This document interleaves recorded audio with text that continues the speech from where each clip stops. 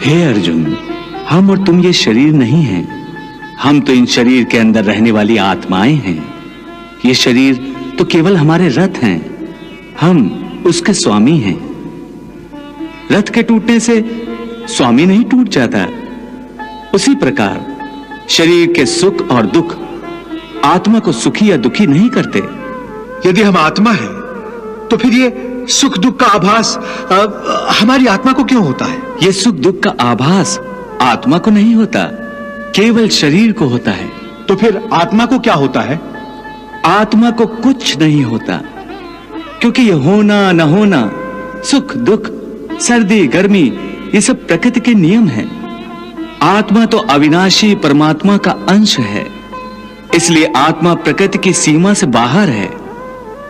आत्मा अचिंत्य है, मानवीय चेतना के चिंतन के घेरे में नहीं आती। अर्जुन, आत्मा पर प्रकृति और सृष्टि के नियम लागू ही नहीं होते, क्योंकि वो सृष्टि और प्रकृति दोनों ही की पहुंच से बाहर है।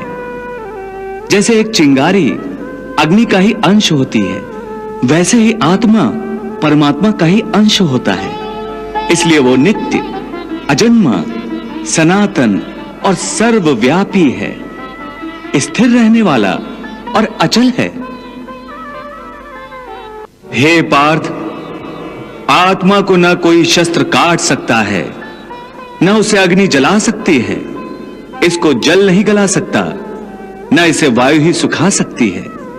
हे अर्जुन, ये सब समझकर तुम्हें ना किसी के मरने का शोक मनाना चाहिए और ना किसी के ना मरने की खुशी का प्रदर्शन करना चाहिए। हे केशव, ये सब मानकर भी कि आत्मा नित्य, सनातन और अजन्मा है, उसे शस्त्र नहीं काट सकते, आग नहीं जला सकती, फिर भी प्राणी की आत्मा को दुख सुख, शोक खुशी, मान अपमान, पीड़ा और आनंद का एहसास क्यों होता है? हे पार्थ, मैंने पहले ही तुम्हें बताया कि सुख दुख का आभास करना आत्मा का नहीं, शरीर का काम है। परंतु केशव, शरीर को दुख या पीड़ा तभी होगी जब शरीर को कोई चोट लग जाए या उसका कोई अंग कट जाए। जैसे शरीर आग में जल जाए, उससे जो पीड़ा होती है वो तो शरीर की पीड़ा है। परंतु मान हानि होने से जो दुख होता है या मान होने से जो आनंद आता है, उसमें तो शरीर को कोई चोट नहीं पहुंचती।